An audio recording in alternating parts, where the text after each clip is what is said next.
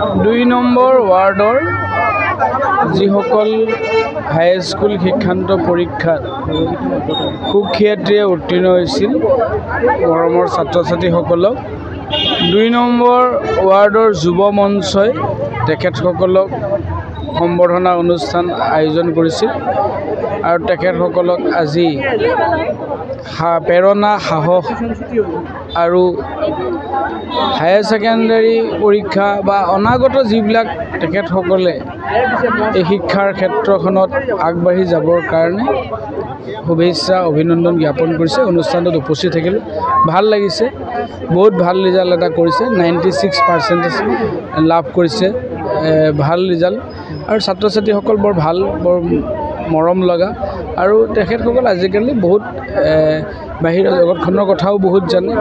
Digital শিক্ষা ব্যৱস্থা তেওঁলোকে লাভ কৰিছে আৰু তেওঁলোক এগৰাকী নিজকে নিজে অভিভাৱক হিচাপে নিজক লৈ যাবলৈ সক্ষম হৈছে। মই যিনি দেখিলোঁ মানে বহুত স্মাৰ্ট ল'ৰা ছোৱালী, ভাল অনুষ্ঠান।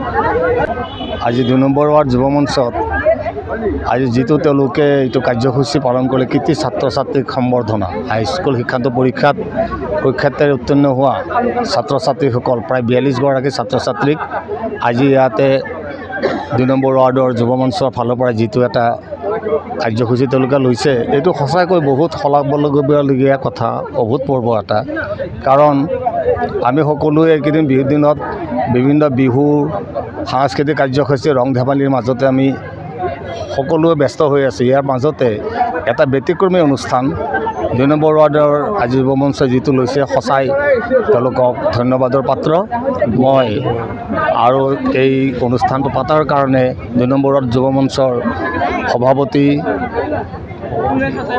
আৰু উপসভাপতি বাইদেউ হুছেইন ডাঙৰীয়াৰ লগতে সম্পাদক তেওঁলোকৰ যি অনুষ্ঠানটো এইটো কাৰ্যসূচী ৰূপায়ণ কৰিলে তেওঁলোকক মই ব্যক্তিগতভাৱে ধন্যবাদ আৰু কৃতজ্ঞতা জ্ঞাপন কৰিছোঁ। আজি বৃহত্তৰ ৱাৰ্ড নম্বৰ 2ৰ যিসকল ছাত্ৰ ছাত্ৰীয়ে ইতিমধ্যে ঘোষণা কৰা হাইস্কুল শিক্ষান্ত পৰীক্ষাত সুখ্যাতিৰে উত্তীৰ্ণ হ'ল তেওঁলোকক সম্বৰ্ধনা জনায়।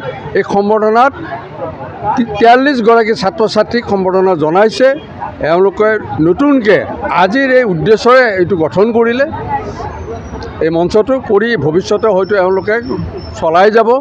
আৰু আজি অনুষ্ঠানটো বৰ ধুনীয়া হৈছে।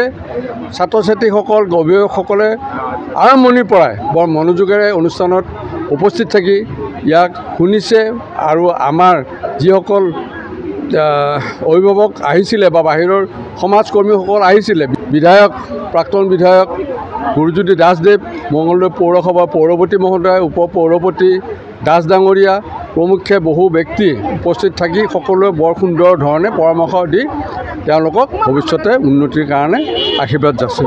2 নং ৱাৰ্ডৰ যুৱ মঞ্চৰ তৰফৰ পৰা উদ্যোগত এইবাৰ হাইস্কুল শিক্ষান্ত পৰীক্ষাত যিখিনি ল'ৰা ছোৱালীয়ে ফাৰ্ষ্ট ডিভিজনৰ পৰা ষ্টাৰ মাৰ্ক পাইছিল সেই গোটেইখিনি ষ্টুডেণ্টক আমি এই সম্বৰ্ধনা অনুষ্ঠান আজি পতা হৈছিল। অনুষ্ঠানটো আমাৰ 2 নং ৱাৰ্ডৰ টাউন মাদ্ৰাছাৰ প্ৰাংগণত। টোটেল আমাৰ ল'ৰা ছোৱালী আছিল 43জন, 43জন। আমি ভবা নাছিলোঁ যে 43জন হ'ব বুলি। পিছত যেতিয়া আমি সিহঁতক কোন গোটেই লিষ্টখন চাই কাৰণে গম পালোঁ যে 2 নং ৱাৰ্ডত ইমানেই ভাল ৰিজাল্ট কৰিছে, 43জন, টোটেল 43জনে ভাল ৰিজাল্ট কৰিছে। সেইকাৰণে আমি আগলৈও এইবাৰ যেনেকুৱা আমি কৰিছিলোঁ, আগতেও মই হাই ছেকেণ্ডেৰী পৰীক্ষাটো আমি সেনেকুৱা কৰিম বুলি আমি যুৱ মঞ্চৰ তৰফৰ পৰা আমি সিদ্ধান্ত লৈছোঁ।